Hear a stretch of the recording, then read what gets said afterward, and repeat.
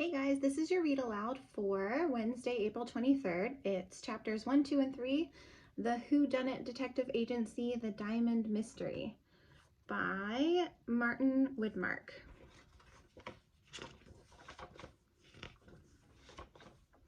The Diamond Mystery. The books in the Whodunit Detective Agency series are set in the charming little town of Pleasant Valley. It's the sort of close-knit community where nearly everyone knows one another. The town and characters are all fictional, of course. Or are they? The main characters, Jerry and Maya, are classmates and close friends who run a small detective agency together.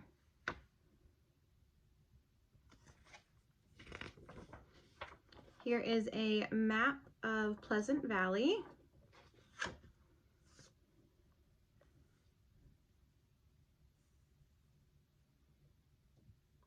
It says the headquarters are over here, and there's a post office, a market square, a hotel, harbor, Pleasant Valley Gazette, a church, a museum, and Pleasant Valley schools, and a cafe, and the jeweler.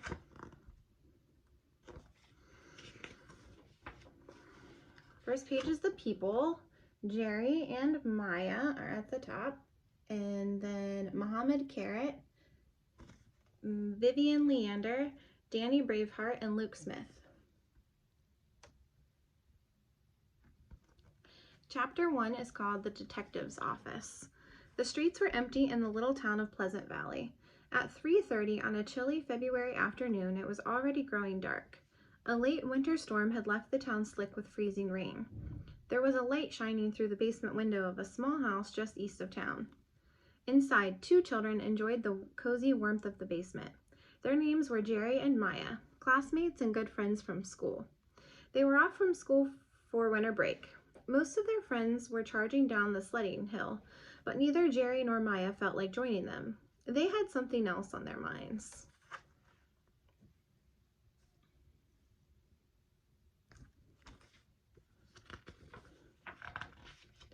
I have a feeling that something exciting is going to happen soon, said Jerry hopefully.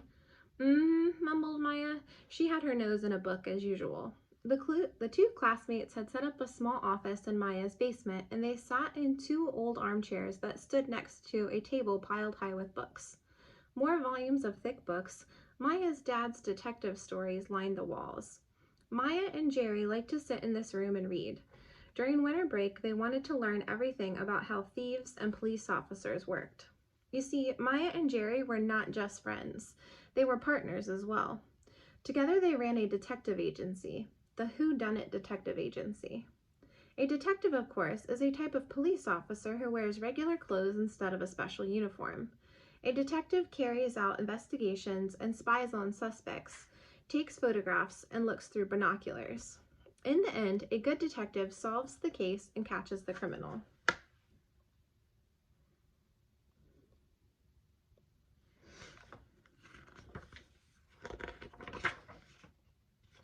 The Whodunit Detective Agency equipment. Number 1, camera with a flash. Number 2, binoculars. Number 3, magnifying glass. Number 4, mirror. Number 5, false noses and wigs.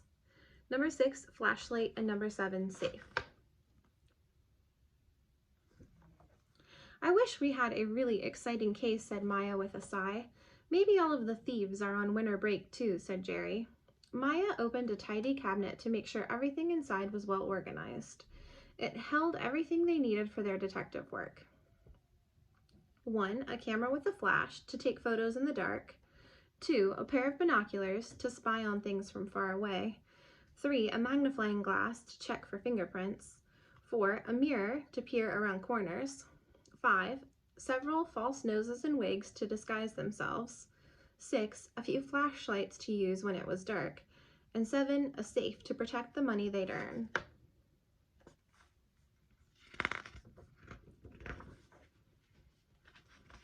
But their safe was empty because nothing had happened for a long time.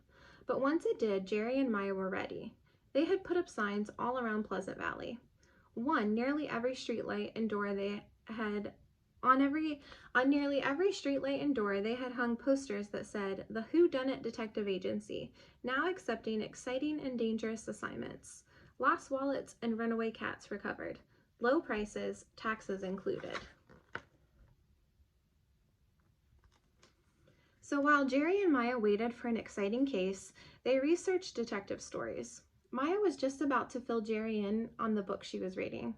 It was a story about a dog napper who stole dogs tied up outside stores and then called the dogs' owners to demand ransoms for the poor pooches. Maya was upset just thinking about it. That was one criminal she would really like to catch. But before she had a chance to describe the case to Jerry, there was a knock on the door. Jerry and Maya looked at each other in surprise. Who could it be? At the bottom, it looks like there's another picture of a diamond, maybe? Chapter 2 is called A Desperate Man Seeks Help. Before Maya could move an inch, Jerry leaped up, ran up the stairs, and opened the front door. Standing on the steps was a man with a bushy black mustache wearing a striped wool hat and wet shoes. It was Muhammad Carrot, the richest man in all of Pleasant Valley. Muhammad Carrot owned the jeweler's store on Church Street. His store was famous all across the country, from New York to Los Angeles, for its spectacular diamonds, rings, earrings, and other fancy jewelry. What could the jeweler possibly want with Jerry and Maya?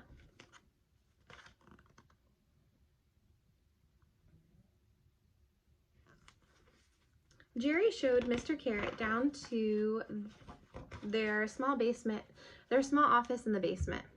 "Welcome, Mr. Carrot. Please sit down," said Maya, gesturing toward an empty chair. Muhammad Carrot plunked down in the armchair and removed a handkerchief from his coat pocket. He was sweating, and Jerry and Maya could see that he was nervous. "What can we do for you, Mr. Carrot?" asked Jerry politely. "I'm desperate, just desperate for help," began Muhammad Carrot.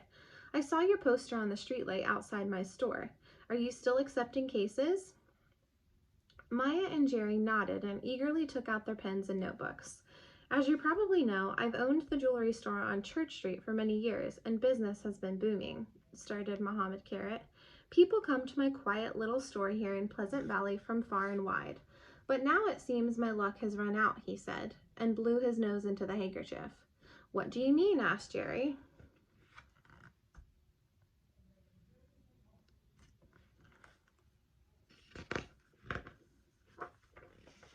"My trust has been violated, that's what I mean," exclaimed Muhammad Carrot. "One of the people working in my store is stealing my diamonds. I'm sure of it. In the past month, 5 extremely valuable gems have disappeared, and I have no idea how. I am a very cautious man. I require everyone who works in the store to empty their bags and pockets before they go home, but I never find anything. Nothing has been carried out of the store. I'm absolutely certain of that." "What do the police think?" asked Maya. "The police have been investigating and keeping watch since the very first diamond disappeared, but they don't have a suspect. They said they can't do anything until the thief makes a mistake and gives himself or herself away." Muhammad loosened the tie around his neck. "Soon I'll be ruined and will have to close my store," he sniffed.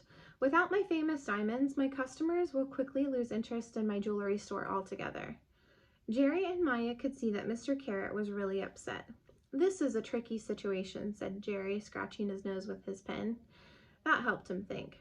"The police can't do any more to help, and they don't have a suspect. Is that right?" "Absolutely right," replied Muhammad Carrot. "But I have an idea. I'll hire the 2 of you to work in my store. While you're working, you can secretly keep an eye on the employees and tip me off to any suspicious behavior. You can help me find out who has been stealing my diamonds. Are you interested? Please say you are." Maya and Jerry exchanged a quick glance. "We'll start tomorrow."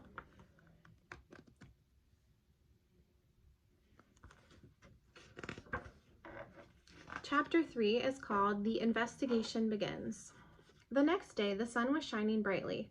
Maya and Jerry each packed a bag containing their detective kits and took the bus to Church Street. They got off in front of the hotel just down the road from Muhammad Carrot's famous jewelry store between the cafe and the post office. Jerry and Maya walked to the old church so they could get a look at the store from across the street. The store was at street level, and Mr. Carrot owned the 2 floors above it. So there's a diamond thief in there somewhere, said Jerry. Are you scared? Oh, come on, let's get started, scoffed Maya, dragging Jerry toward the store. They crossed the street and opened the front door. A bell chimed as they went in. Maya looked around carefully. An elderly assistant asked if she could help them. When Maya asked to speak to the owner, the assistant led the two detectives to an office at the back of the store.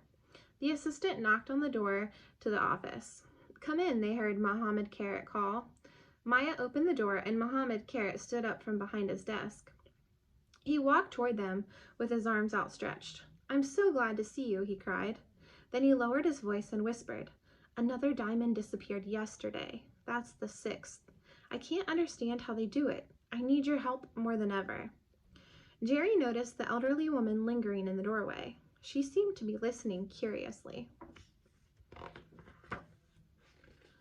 You may go back to the front, Vivian, said Mohammed Carrot, shutting the door behind her. Let's get started, said Jerry, as they settled down on a big brown sofa. Could you tell us about the people who work here and what a typical day in the store is like? Mohammed Carrot took out his handkerchief and blew his nose loudly. He walked to his desk, opened one of the drawers, and took out a few photos. The store opens at 10 a.m. and closes at 6 p.m. At some point during that time, a diamond disappears. The whole thing is impossible to explain. I'm going mad, he yelled. Mr. Carrot, please try to calm down, said Maya. Excuse me, Mr. Carrot said as he collected himself. Other than myself, there are 3 people who work here.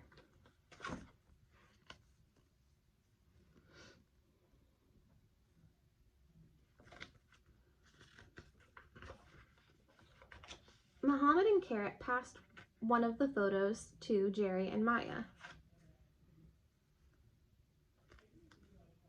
Vivian Leander, store assistant. You've already met her. She's the one who showed you to my office. Vivian works in the front of the store and helps the customers. She's been with the business for many years and has always done an excellent job. But she ran into some trouble last year. Her house burned down, and I believe the insurance company is refusing to pay her any money, exclaimed Mohammed Carrot. Apparently, Vivian was behind on home insurance payments, so now she's short on cash. Just last week, she came into my office and asked for a raise. I would be happy to help her, but as I am sure you can understand, there's no way I can afford a raise now. Jerry scratched his nose with his pen and made a note in his notebook. Suspect's motive. Vivian Leander needs money. Mohammed Carrot passed them another photo.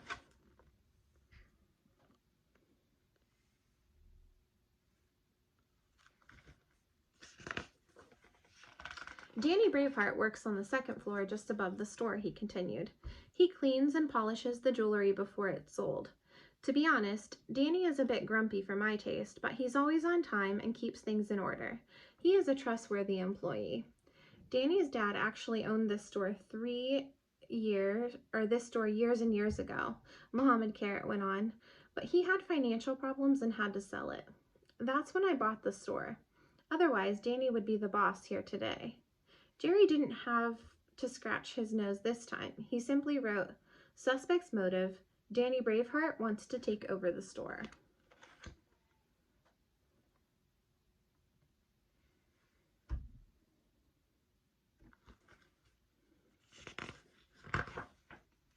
Mohammed Carrot passed Jerry and Maya the 3rd and final photo.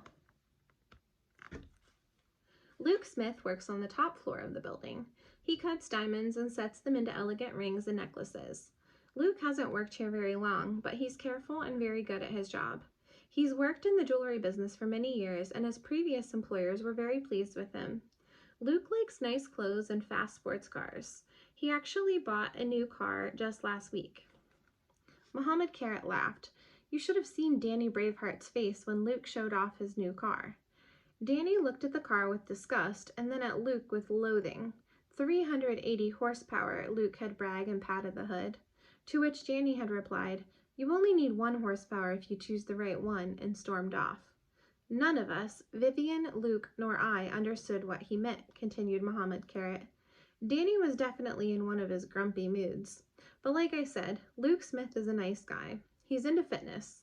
He's always going for a jog and carrying around an apple to snack on.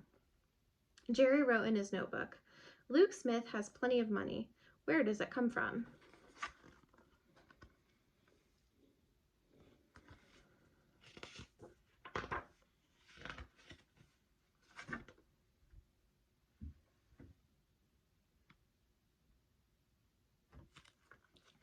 All right, then. I think that's all you need to know, said Mohammed Kara as he sprang up from the sofa.